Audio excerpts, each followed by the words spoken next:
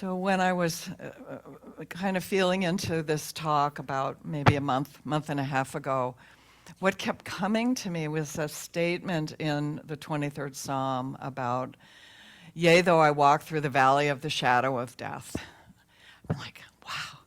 You know, like, what does that mean? Like, what does that mean to walk through the valley of the shadow of death? And hopefully, as we go more deeply into this lesson, we can really embrace how really all of us at some moment in our lives are walking through the valley of the shadow of death. And it's not about death, and it's not about a valley, and it's not about a shadow. These are ways that we can understand part of the journey that all of us are on in our life. When we begin to understand the metaphysics of some of these beautiful, beautiful poems, which really, Psalms are like poetry for us. So what I'd like to do today is really go through line by line the 23rd Psalm, and that's why I had Kendra type it, so it's in the bulletin for you, so you could take it home. How many people here are just a little bit familiar? I'm not saying that you have the whole thing memorized, but you've heard it before. Sunday school, if nowhere else, you know. I mean, I don't think I've been in a Unity church in the past 30 years, other than my own church in Berkeley, because I used the 23rd Psalm for a 7-week program in Berkeley. But I haven't been anywhere else where the focus was on, specifically on a psalm, because we're so often looking at the New Testament. And of course, the Psalms are all in the Old Testament. So just a little framing of history. And again, we don't really know what's true and what isn't true. This is commentators and historians who've done research. Most everyone believes that the 23rd Psalm was written by David. And we have our own David here. Most say it was written about 1,000 years. And so some people say it was written when David was a shepherd. Do we remember that David was a shepherd? David was the shepherd who did what? He killed Goliath. And then later, David went on to become a king of Israel. So he has a huge history. And if we begin to go through the psalm, we'll begin to see kind of aspects of his life woven into the language of the psalm. So I think it's important for us. We could read it and do the metaphysics. And I went to Charles Fillmore, one of my favorite Charles Fillmore books is called The Revealing Word, where you can just look up a word. You can look up, what is a sheep? What is a shepherd? What is a table? What is anointing? All these different words, you can look up those words and you can see how Charles Fillmore, who with his wife Myrtle was a co-founder of Unity, how he interpreted everything as part of our own journey, as the journey of our soul to awaken into what we call Christ consciousness or enlightenment, awakening into the full presence of the divine, of God life within us, in our human experience. This is what Charles was all about. And he was about helping us in our own journey to do that. So I'm going to just go through this and think about, as you're feeling into this, think about this as your part of your own journey. Now, do we have any shepherds in the group? Not real shepherds, but maybe we've shepherded people before. I don't know. Maybe we've been a teacher and we've had to lead people. Maybe we've been a parent and we had to shepherd. So we've had this experience of shepherding. So the first statement here is, the Lord is my shepherd. And this is a statement that David is making, that we all can make, that the presence of God, the divine presence, is the one who's guiding us. And what else does a shepherd do? I'd love some feedback here. Other than guide sheep, what else does the shepherd do for the sheep? Yeah, he herds the sheep. What else? Keeps them safe. He's a protector. Yeah. Did you say that, David? Yeah. So the shepherd is very much about herding the sheep, keeping them safe. And one of the things the sheep like to do is they like to wander off. And so consider yourself a sheep in moments. You know how we like to wander off, don't we? We stray sometimes, not only from whatever the path is that the divine or God has chosen from us, but even what we think we want to do ourselves. We're off here getting distracted in life. So what David is saying is the presence of God, the Lord is my shepherd, I shall not want. What's he talking about right there? Abundance, isn't it? The Lord is not only there to protect me, to guide me, to keep me safe, but to give me everything I need. I don't know, I'm popping here somehow. Sue's going, I don't know. We're having a popping experience today. The Lord is my shepherd, I shall not want. He maketh me to lie down in green pastures. What would a green pasture be for you? I don't know, maybe turn me down. Could a green pasture be for you? Say that louder. A calm place. Still waters. A calm place. He takes me to a place that is fertile, a place that has fertile with ideas maybe. The Lord takes me to a place where there's something that nourishes me. If I'm a sheep, I'm going to be eating at the green pastures. I'm also going to be lying down, like David said.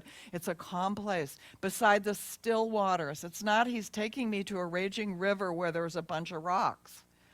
So this is part of what we're being invited into, being aware of how the presence of God really allows us to move into a place of stillness and quiet. And through the power of our faith, which David had in a mighty way, right? He slayed Goliath with just his slingshot. So we have this capacity to trust in the presence of the divine. So the Lord is my shepherd, I shall not want. He maketh me to lie down in green pastures. He leadeth me beside the still waters. He restoreth my soul. That's don't you just want to breathe in that? It feels like this beautiful kind of healing presence, that the presence of the divine has a capacity to heal us at the level of the soul, which is our spiritual nature, our emotional nature, even our mental thought level. It's just this kind of sense of peacefulness that we receive. Then the next line is, He leadeth me on the paths of righteousness for His name's sake. And you know, I was looking at that because we don't talk in unity so much about being righteous. And we don't think of being righteous as meaning I'm right and you're wrong. It's rather about the harmony of our consciousness and right thinking in the level of connecting with the presence of the divine. So this shepherd of ours, the presence of the divine, leads us in the path, the journey that we have of right thinking, of thinking in harmony with what is the will of God, the presence of God, the destiny that we've been given on this planet as human beings, being a divine gift. So this is a beautiful part of the beginning of this psalm, this sense of being in a very calm and peaceful place, feeling a sense of protection, a sense of calm presence, and also knowing that there is a path of harmony that we can, if we stay connected to the presence. The next part is where this journey gets a little bit choppy. This is the next part of the psalm. Yea, though I walk through the valley of the shadow of death, I will fear no evil. I really wanted to kind of unpack what this meant. And so I was looking at these different words and I remember going to Sun Valley once and feeling what it felt like to drive into Sun Valley. And we have a valley in Marin, we have Tennessee Valley. Have people been in a valley before? A valley there's a narrow path through a valley. So if you think about this, yea, though I walk through that narrow path, and the narrow path is the valley of the shadow of death. So be with me here for a minute. When you have a shadow, what's going on? Will somebody tell me, okay, if I'm walking along and I have a shadow, where's the shadow? It's behind me, right? And why is there a shadow behind me? Because the light's coming this way and it's blocking. This right here is blocking the light and creating a place of darkness. So are you with me when you're walking through the valley and the shadow is what you're walking in? You're walking in the shadow. It's not here. You're walking in something that is darkness, but it's only darkness of something that came before you. So be with me on this a little bit, because I think this is a really powerful thing for us to be aware of. We all have experiences in our life, and while they're talking about it's, yea, though I walk through the valley of the shadow of death, we're not necessarily talking about somebody dying or our own dying. We're talking about how in our lives we have experiences that may feel like somebody died. It may be like we feel like something inside us died. We have a loss. We could have a loss in a relationship. We could have a loss in the sense that there's something that we believe to be true about ourselves or about the world, and we find that it's not what we thought it was. This is the shadow. This is the kind of shadow that we're walking through when we're in this valley. Something in your life. So just imagine, just for a moment for yourself, have you had an experience recently where you found yourself in a basically a dark place because there was something that happened and you lost the light in your life? Maybe you lost a friend. Maybe you had a loss in the physical body. There was where you couldn't do the kind of movement that you used to do. You couldn't do the things that you used to do in the world. And you feel that as a loss. This is the valley of the shadow of death. And it's a narrow place that we take ourselves. We limit ourselves when we're walking through the valley of the shadow of death.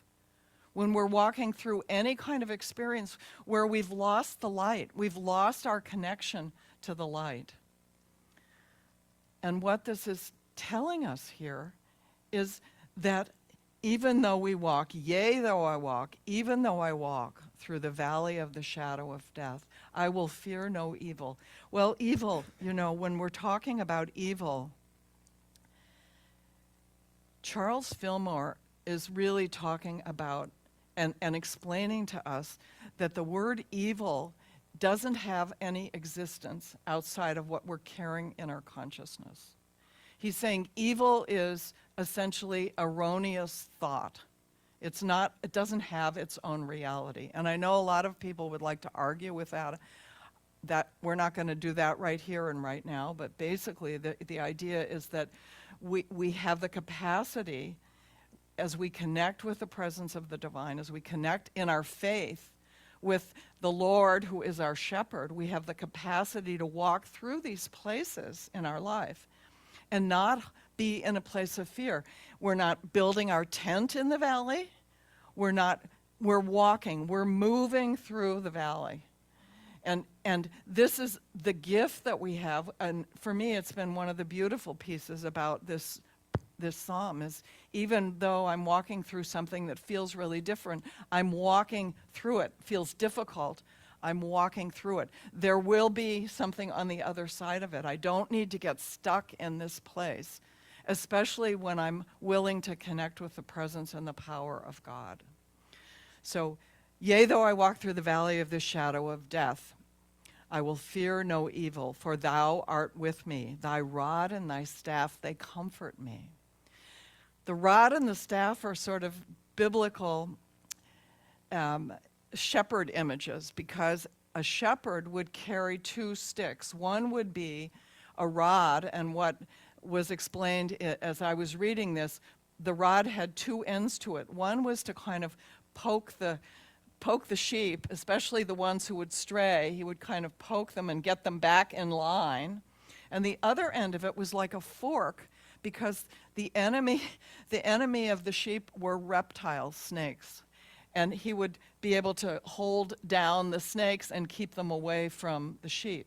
So there's this idea that the presence of God not only protects us with the rod, but also guides us with a staff, because the staff is what you're using to move forward. It's like we carry it as a way to steady us, like a cane in a way, to steady us. So this idea that even though we're walking through these narrow places in our life, we have protection and we have guidance at the same time.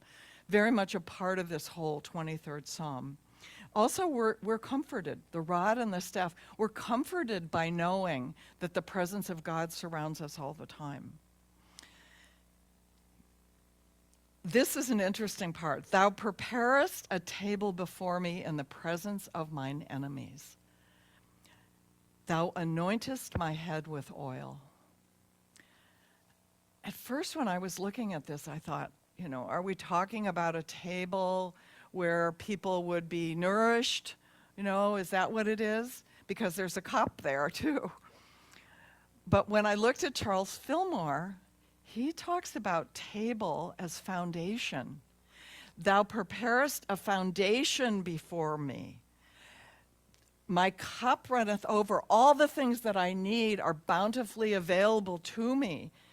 And this idea that my head is anointed with oil, there's a holy quality in each one of us that we carry through the power and the presence of our connection with the divine.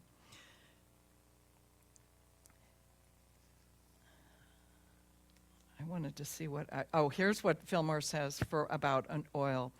Thou anointest my head with oil. It says, to anoint is to choose for a special purpose. And it's also a symbolic expression of pouring out the spirit of love on us.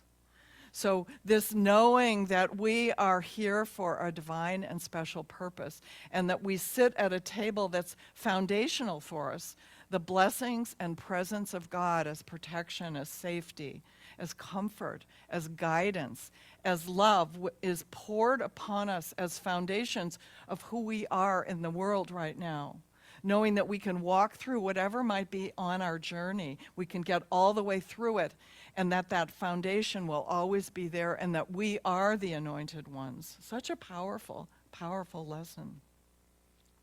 Surely goodness and mercy shall follow me all the days of my life, and I will dwell in the house of the Lord forever. The house of the Lord.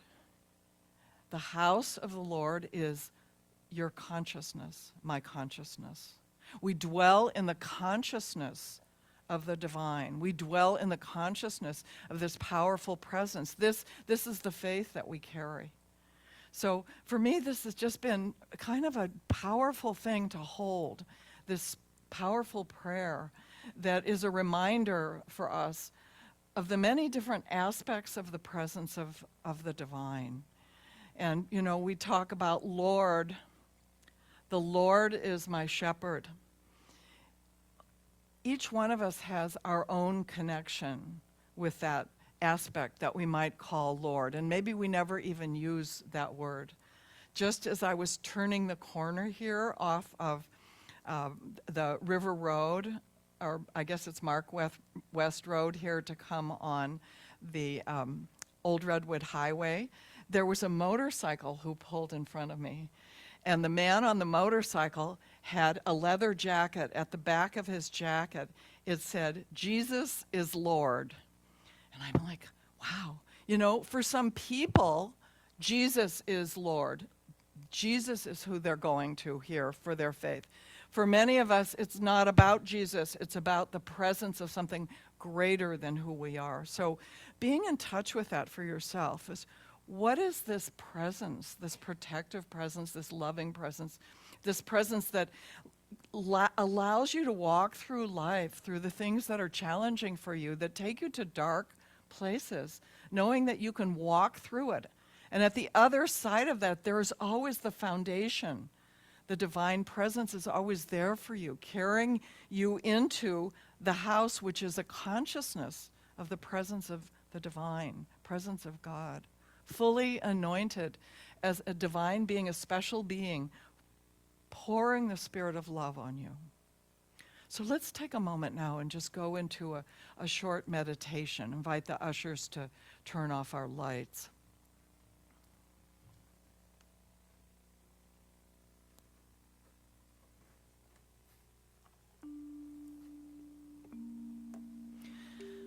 So just letting go of anything you might be holding on to in your lap and relaxing your body more fully. Feeling the beauty of the breath as it moves through the body, oxygenating the blood and energizing us with the living spirit of truth, the living spirit of divine love and grace.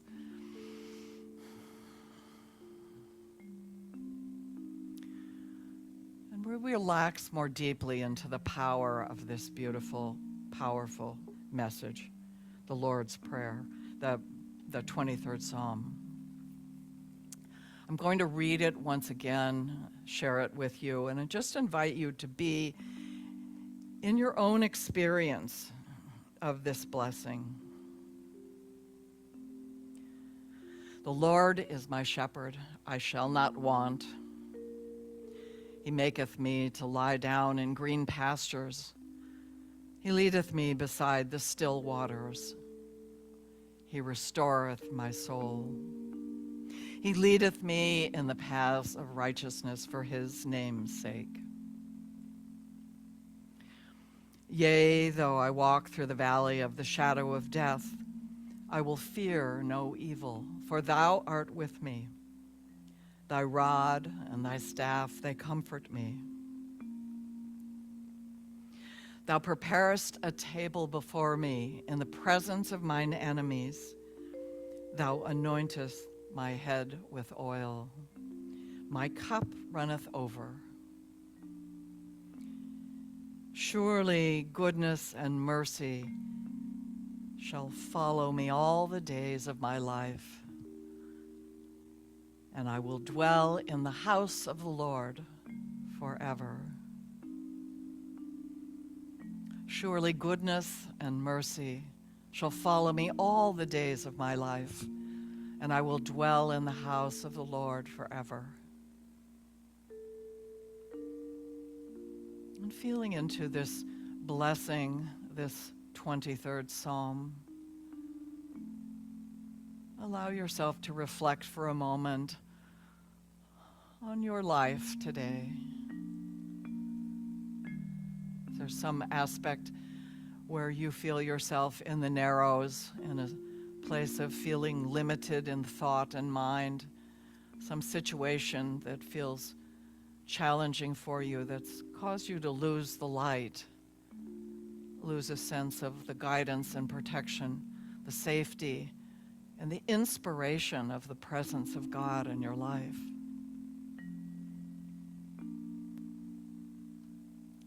Know that as you continue to move through this challenge, ever connecting yourself with a heart of divine love and grace, the presence of God has never left you, is always available as you rest, as you tether yourself in the green pastures beside the still waters in prayer and meditation. As you let go of any fear and any struggling to figure things out on your own, and allow yourself to trust the presence in the stillness and the silence. We do that now. We allow ourselves to open to the presence and the guidance of the living Spirit of the One.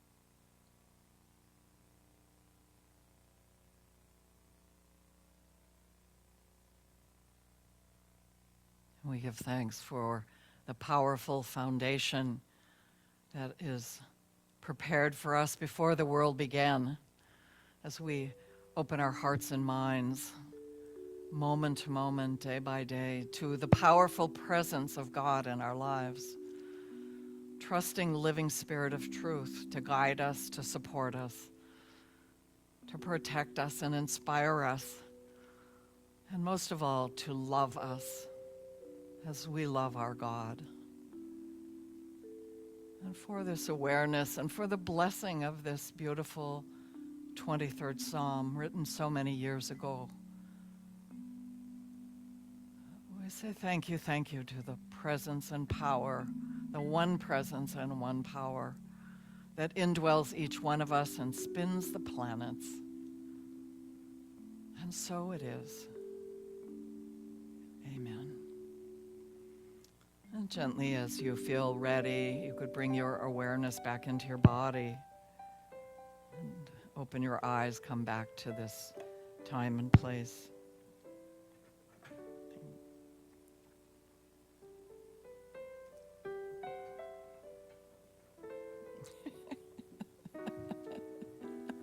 Zippity-doo.